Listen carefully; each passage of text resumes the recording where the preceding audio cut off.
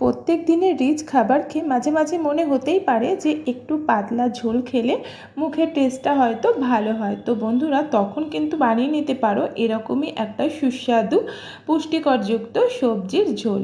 আর এটা খেতে কিন্তু ভীষণই সুন্দর লাগে। গরম ভাতের সাথে যদি এই তরকারিটা বানাও তাহলে কিন্তু খেতে মন্দ লাগে না। তো আমি যেভাবে এই সবজির ঝোলটা বানাই সেটাই শেয়ার করছি। তো দেখতে থাকো, আশা করি আজকের ভিডিওটা তোমাদের ভালো লাগবে। আর এর সাথে এই থালায় রয়েছে লেবু, রয়েছে স্যালাডের শসা, পটল আলু ভাজা, আর রয়েছে এখানে লাউয়ের রায়তা। তো রায়তার রেসিপি আমি অন্য একদিন তোমাদের সাথে শেয়ার করব। তো আজকে এই তরকারি রেসিপিটা তোমাদের সাথে শেয়ার করছি। পুরো ভিডিওটা দেখতে থাকো, আশা করি আজকের ভিডিওটা ভালো লাগবে। নমস্কার বন্ধুরা, কৃপা কুকিংয়ে আপনাদের সকলকে স্বাগত জানাই। যদি আমার রেসিপিগুলো আপনাদের দেখতে ভালো লাগে, ভিডিওটা লাইক করে চ্যানেলটা সাবস্ক্রাইব করে নেবার অনুরোধ রইল। সবজির ঝোল বানানোর জন্য নিয়ে নিচ্ছি 1 চামচ তেল। তেলটা গরম হয়ে গেলে এখানে আমি বড়ি ভেজে নিচ্ছি। তো বড়িটাকে একটু লাল করে ভেজে নিলাম।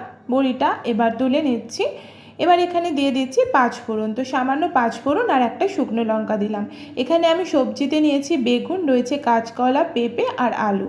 তোমরা চাইলে আরও যে কোনো সবজি অ্যাড করতে পারো যা তোমাদের ভালো লাগে। এবার প্রথমে আমি বেগুনটাকে ভেজে নিচ্ছি। তো বেগুনটাকে একটু লাল করে ভেজে নিতে হবে যাতে খেতে কিন্তু ভালো লাগে। এই নয় যে সবজির ঝোল বলে একটুও ভাজবো না, শুধু জল দিয়ে দেবো, তাহলে কিন্তু খেতে ভালো লাগে না। তো একটু আগে সবজিগুলোকে ভেজে নেবে। তো এক এক করে প্রথমে বেগুনটা ভেজে তারপর আমি পরপর সব সবজিগুলোকে ভেজে নিচ্ছি। তোমরা চাইলে এখানে পটল ডাঁটা ইউজ করতে পারো, খেতে কিন্তু আরও সুন্দর হয়। তো এবার আমি দিয়ে দিচ্ছি স্বাদ মতন লবণ আর হলুদ। তো লবণ আর হলুদ দিয়ে সবজিগুলোকে আরও একটু ভেজে নিচ্ছি। এইভাবে মাঝে মাঝে পাতলা ঝোল বানিয়ে দেখতে পারো, খেতে কিন্তু ভীষণই সুন্দর হয় আর শরীরের পক্ষেও ভীষণ উপকারী। দিয়ে দিলাম 1/2 চামচ জিরে, 1/2 চামচ ধনে গুঁড়ো। এটাকে 30 থেকে 40 সেকেন্ড এর সাথে ভালো করে একটুখানি ভেজে নিচ্ছি। বন্ধুরা, এখানে আমি শুকনো লঙ্কা ফোড়নে দিয়েছিলাম, তো তোমরা কিন্তু এটাকে স্কিপ করতে পারো যদি ঝাল খুব বেশি পছন্দ না করো, কারণ এটা যখন জলের সাথে ফুটবে তো একটু কিন্তু ঝাল হয়েই যায়। এখানে আমি জল দিয়ে দিলাম, যতটা পরিমাণ এটা সেদ্ধ হতে জল লাগবে। দিয়ে দিলাম একটা তেজপাতা। তো তেজপাতা কিন্তু আমি প্রথমে দিইনি, পরে দিয়েছি। কখনো পরে দিয়ে দেখতে পারো, আলাদাই একটা ফ্লেভার আসে। দিয়ে দিলাম এখানে ভেজে রাখা বড়িগুলো আর 2টো কাঁচা লঙ্কা। এবার কভার দিয়ে এটাকে 10 থেকে 12 মিনিট মতন একটু সেদ্ধ করে নিলাম। তো দেখো, জলটা কিন্তু একদম শুকিয়ে গেছে। আর আমি যেহেতু পাতলা ঝোল বানাবো, তো তার জন্য আমি এখানে আরও 1 কাপ মতন জল দিয়ে দিচ্ছি। আর জলটা দিয়ে এটাকে আরও 5-6 মিনিট মতন ভালো করে একটু ফুটিয়ে নিচ্ছি।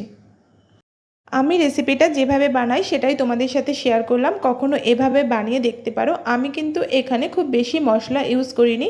ধনে, জিরে আর কাঁচা লঙ্কার যে একটা ফ্লেভার থাকে সেটাই কিন্তু এই তরকারির স্বাদটাকে ভীষণই সুন্দর এনে দেয়। তো দেখো, আমার তরকারিটা কিন্তু এখানে একদম রেডি হয়ে গেছে। তো কখনো বাড়িতে বানিয়ে দেখতে পারো, খেতে কিন্তু ভীষণই ভালো লাগে। যদি আমার রেসিপিগুলো কোথাও তোমাদের এতটুকু ভালো লেগে থাকে, ভিডিওটা লাইক করতে কিন্তু একদম ভুলো না। যদি রেসিপিটা হেল্পফুল বলে মনে হয়, লাইক করে চ্যানেলটা অবশ্যই সাবস্ক্রাইব করে নিও। আর বেল আইকনটা ক্লিক করতে একদম ভুলবে না। যদি আমি নতুন কোনো ভিডিও আপলোড করি, বেল আইকনটা ক্লিক করে রেখো, সবার প্রথম নোটিফিকেশানটা তোমার কাছে চলে যাবে। আর ভিডিওটা এতক্ষণ ধৈর্য ধরে দেখার জন্য অসংখ্য ধন্যবাদ। দেখা হবে আবার একটা নতুন রেসিপি নিয়ে।